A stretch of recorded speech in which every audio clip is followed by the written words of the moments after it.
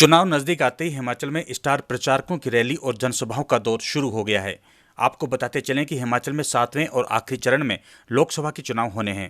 कांगड़ा चंबा संसदीय सीट पर बीजेपी के प्रत्याशी डॉक्टर राजीव भारद्वाज और धर्मशाला विधानसभा के उपचुनाव में बीजेपी के उम्मीदवार सुधीर शर्मा के पक्ष में जन समर्थन जुटाने और माहौल बनाने के लिए आज 25 मई को केंद्रीय गृह मंत्री अमित शाह हिमाचल आ रहे हैं।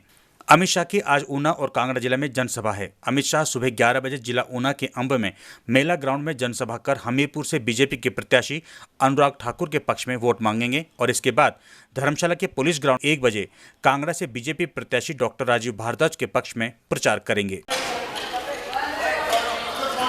आप देख सकते हैं इस समय युद्ध स्तर पर तैयारियां की जा रही हैं, मंच सजाया जा रहा है और यहाँ पर इस समय सुरक्षा व्यवस्था भी चाक चौबंद है।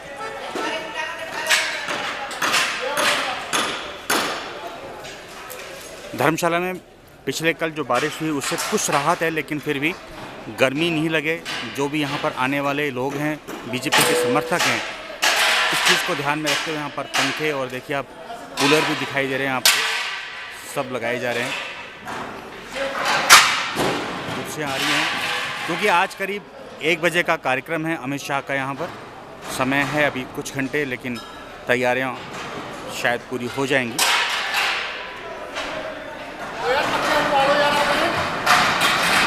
बारिश होने से ग्राउंड में थोड़ा कीचड़ हो गया है। आप देख सकते हैं यहाँ पर पानी भरा हुआ है, लेकिन इस कीचड़ को ख़त्म करने के लिए रेता मंगाया गया है और इस पानी के ऊपर इस रेते को बिछा दिया जाएगा।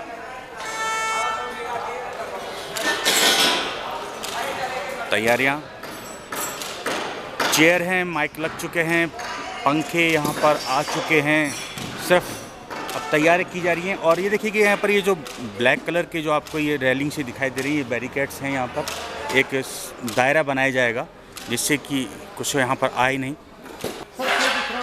संजय शर्मा जी कुछ दिशा निर्देश दे रहे हैं इनको।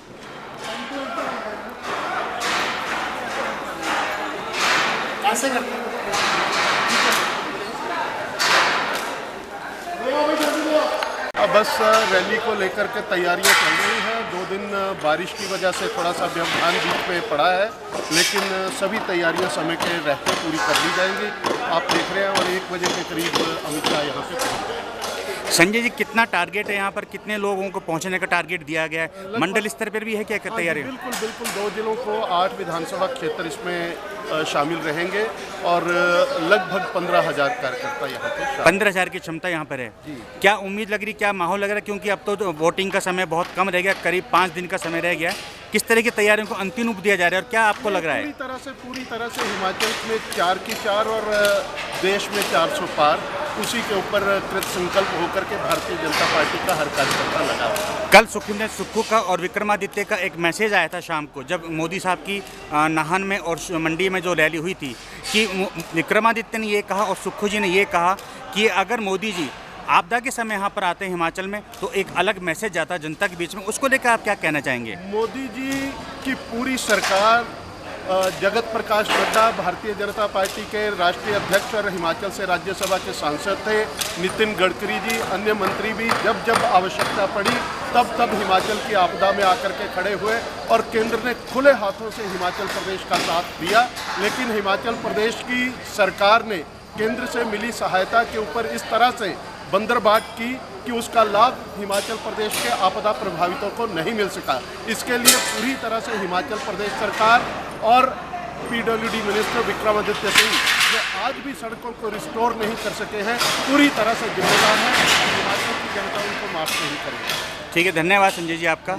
तो अभी आप सुन रहे थे संजय शर्मा जी ने कैसे अपना विचार व्यक्त किया और बताया कि क्या उनकी तैयारियां हैं। और प्रधानमंत्री मोदी ने जो बीजेपी के प्रधान सेवक है, पूरे देश के जो सेवक हैं, उन्होंने कल ये मंडी और नाहन में जो रैली की गई थी उसको लेकर ये कहा था कि आपदा के समय केंद्र ने पूरा पैसा दिया था हिमाचल की सरकार को, लेकिन उसमें बंदरबाट की गई। उस पैसे को जो प्रभावित लोग थे वहाँ तक नहीं पहुँचा।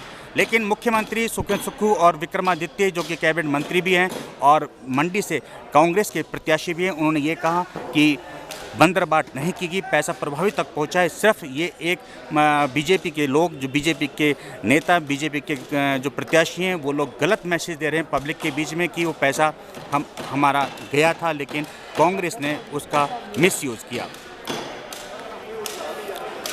तैयारियां बहुत ज़्यादा युद्ध स्तर पर हैं। आपको हम थोड़ा साइड में भी दिखाने की कोशिश करेंगे कि वहाँ पर तैयारियां किस तरह से की जा रही हैं। 1 बजे का समय दिया जा रहा है, लेकिन शायद यहाँ पर सब लोगों का पहुँचना बस 10 या 10:30 बजे के आसपास शुरू हो जाएगा। ये देखिएगा, चेयर्स यहाँ पर आ चुकी हैं। आप देख सकते हैं ट्रकों से यहाँ पर चेयर को उतारा जा रहा है, और इस पूरे पर्दा जो सामने आपको दिखाई दे रहा है, वहाँ उसके पीछे कोई व्यवस्था नहीं है, सिर्फ वहाँ तक ही ये दीवार लगाई गई है एक तरह से।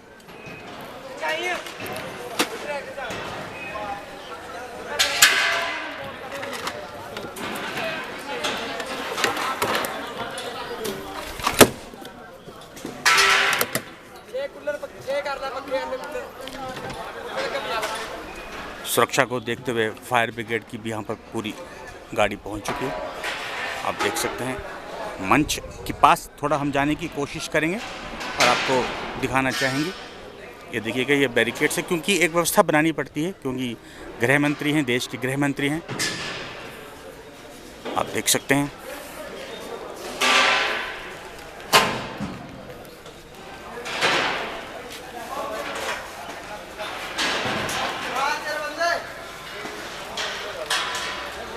मंच सज चुका है, रेड कारपेट अमित शाह के लिए बिछा दिया गया है।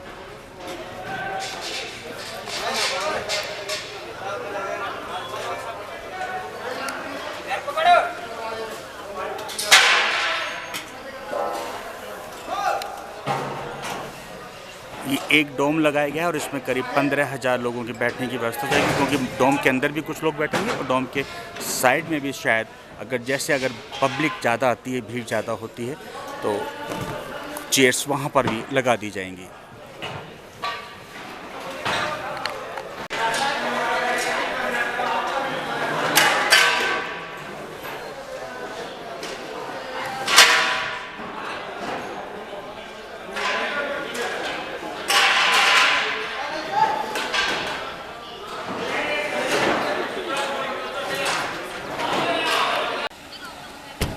राजीव भारद्वाज और सुधीर शर्मा के आप देखें छोटे वाले बोर्डिंग्स यहाँ पर रखे हुए हैं।